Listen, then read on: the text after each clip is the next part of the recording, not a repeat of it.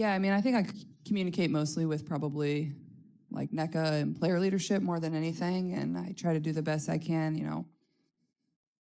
I always want to be respectful of everybody and treat everybody with kindness. Like, I think that's really important, but at the same time, relationships are really important to me, and I think we can always improve in that area. I think that can improve a lot of things. I think communication can improve overall. Me and Adam have a great relationship. I know he was here tonight supporting us, so that was great to see. And you know, I think we can just probably continue to improve in that area. And like I said, like communication and relationships solve a lot of issues and a lot of problems. The boos started the second Kathy Englebert's name was announced. Team Spoon had just defeated Team Coop 129-122 in one of the most exciting All-Star games the league has ever seen. Caitlin Clark had lit up the scoreboard, and the crowd was still roaring with excitement when the announcer called Englebert onto the court to present the championship trophy. It should have been a simple, routine moment. A commissioner walks out, smiles, hands over the trophy, everyone applauds, and the celebration continues. But that didn't happen.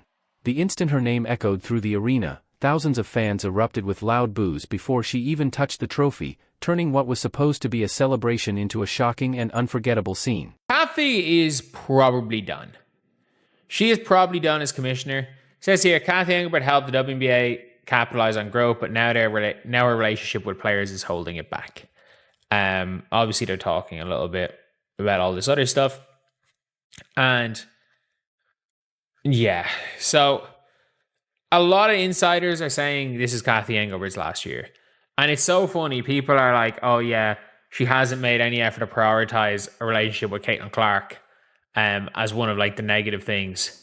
And people are like, oh, they're just going to sign a new... This wasn't just a few fans making noise from one corner of the arena.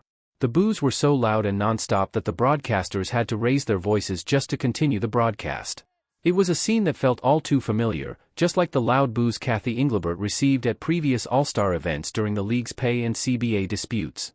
This wasn't a random outburst or a bad night for the crowd. It marked the second straight year that Engelbert was booed while presenting the All-Star trophy.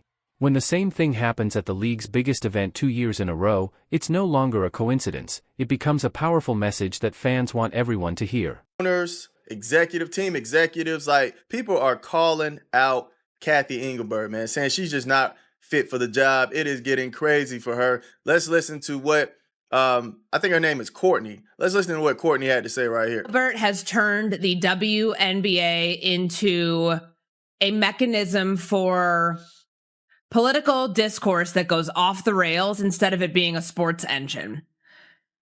There is not a worse commissioner in pro sports than Kathy Engelbert. And I could go on for the entirety of this segment, but I'll give you this so we could, yes, I know it can be a little long-winded. The Dan Patrick thing, canceling the interview, saying that her PR arm told her that it wasn't a good idea. Well, you are the commissioner of the league. You can decide to go on and face tough questions. If you want your league to be taken seriously, stand out in front of some of the discourse that's going on around your league. You've allowed Caitlin Clark to become hijacked in narratives that have nothing to do with basketball. What made the moment even more shocking was the timing. Kathy Engelbert was already facing growing questions about whether she would return as commissioner for the 2027 season. Then, in front of every camera and thousands of fans, she was loudly booed during the trophy presentation at the very moment those rumors were spreading. It was one of the worst public moments a commissioner could face. Even with the crowd jeering, she had no choice but to stay on stage, hand over the trophy, and keep smiling as the boos continued. That unforgettable scene set the stage for everything that happened next. Actually a report that came out today that says that the 2026 season will be Kathy's last season. Alexa Philippou said conversations with more than 20 stakeholders in and around the WNBA offer a general belief that for as much business growth as Kathy Engelbert has overseen, she's not the right person to navigate the demands of the league, the demands that the league currently faces, and what its stakeholders now need. I do think Kathy thinks, well, she's done her job, she's got us financially set up in the right way. It's the other pieces that we're talking about. Jeff Hunt, who is a specialist in crisis and reputation management, who has previously worked with the MLB, ATP, WTA, the PGA Tour, he said the hole has just gotten so deep. She's in a place now where I don't really know what she does. Others said that she had a failure to develop sufficient relationship equity. Multiple find it curious she hasn't prioritized developing a closer relationship with Caitlin Clark. When Kathy Engelbert faced reporters during this year's All-Star weekend in Chicago, she was asked a simple question: did she expect to still be the WNBA commissioner in 2027? Instead of giving a direct yes, she avoided the question. She spoke about how honored she was to lead the league during a time of incredible growth, mentioning milestones, momentum, and progress. But she never clearly said she would still have the job in 2027. That silence caught everyone's attention. Every reporter in the room noticed the missing answer because when league commissioners know they're staying, they usually say it without hesitation. To fix the fact that players like Caitlin, Angel, and Paige, who are clearly driving massive revenue for the league, are making so little for their first 4 years. Her response was, Caitlin should be grateful she makes $16 million off the court, because without the platform that the WNBA gives her, she wouldn't make anything. And in that same conversation, she told me, players should be on their knees thanking their lucky stars for the media rights deal that I got them. That's a mentality driving our league from the top. We have the best players in the world. We have the best fans in the world. But right now, we have the worst leadership in the world. If I didn't know exactly what the job entailed, maybe I wouldn't feel this way. But unfortunately for them, I do. We serve a league that has shown they think championship coaches and Hall of Fame players are dispensable, and that's fine. It's professional sports. But I will not stand quietly by and allow different standards to be applied at the league level. Thank you. Terrible. One of her number one problems is not publicly heading trouble off at the pass. And I'm talking about having a press conference, getting in front of people, and taking the bullets. She refuses to do it. Remember, she's literally at the same golf tournament where Dan Patrick is hosting his show, and she backed out. She ghosted him on an interview that went mega viral after she did it because Dan Patrick drowned her, and then so did everybody else. She refused to take responsibility. Keeping the spotlight on Engelbert and the growing criticism of her leadership. Say that, quote, players should be on their knees thanking their lucky stars for the rights deal that I got them. There's a lot of inaccuracy out there through social media and all this reporting. And so I think what's most helpful is to focus on, I have been in touch with Nafisa.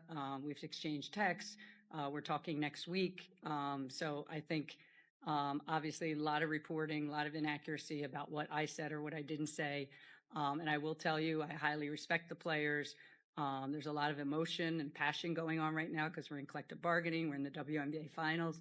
And so I'll leave it there. I mean, I'm just obviously disheartened. You know, I'm a human too. I have a family.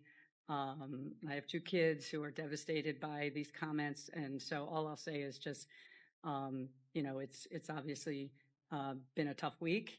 And I just think there's a lot of inaccuracy. Kathy Engelbert pushed back against some of Nafisa Collier's claims, especially the allegation about a conversation involving Caitlin Clark's value to the league. Engelbert said that version of events was simply not true. But when accusations are this detailed and made so publicly, a denial alone doesn't make them disappear. That was the atmosphere when Caitlin Clark spoke out this year. She didn't openly attack Engelbert or criticize her in a press conference like Collier did. That has never been Clark's style. But she also stopped acting like everything was fine inside the league office. For the first time in her career, Clark appeared more willing to hint that serious problems exist behind the scenes, making her message louder and harder to ignore. This is your final year. Adam Silver getting ready to fire her come year's end. This Alyssa Thomas, Caitlin Clark situation appears to be the straw that broke the camel's back. We are getting leaked information, and it's coincidence, right?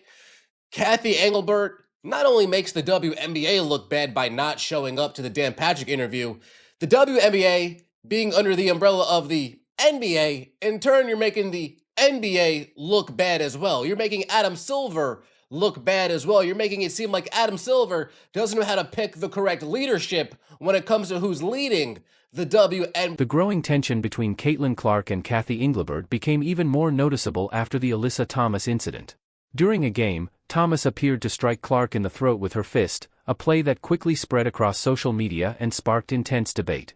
Reports later claimed that Engelbert was not planning to discipline Thomas until NBA Commissioner Adam Silver became involved behind the scenes. After that, Thomas received a 1-game suspension, a flagrant foul penalty, and a fine. The WNBA strongly denied those reports, saying it was false that Engelbert had no plans to act on her own. But by then, the story had already gone viral. Whether the reports were true or not, many fans began asking the same question: who is really protecting the league's biggest star when it matters most? Once that doubt takes hold, it becomes much harder for league leadership to regain the public's trust. That ultimately the issues around Caitlin Clark are not largely about officiating, and that particular incident is not about whether a foul should have been called at the time in the game or whether that was ultimately a flagrant on review. And I've come to know Caitlin really well. She's an incredible player and also an incredible person. And she wants to focus on being the player she can. And she's become a bit of a political football in this country. And I think it's incredibly unfair to her. I don't think that issue is ultimately about officiating. It's sort of, it's become political ping pong with her. And she's a young woman who's trying to improve her game, focus on being the best player as she can. And I don't even think it's fair to her that this is. Adam Silver also didn't stay silent after the controversy. When asked about the Alyssa Thomas incident, he said Caitlin Clark had become a bit of a political football and called the treatment she received incredibly unfair. At the same time, he carefully added that he didn't want one flagrant foul to become a bigger story than necessary or be unfair to either Clark or Kathy Engelbert. Still, many people noticed one important detail: the NBA commissioner was publicly defending the biggest star in the WNBA.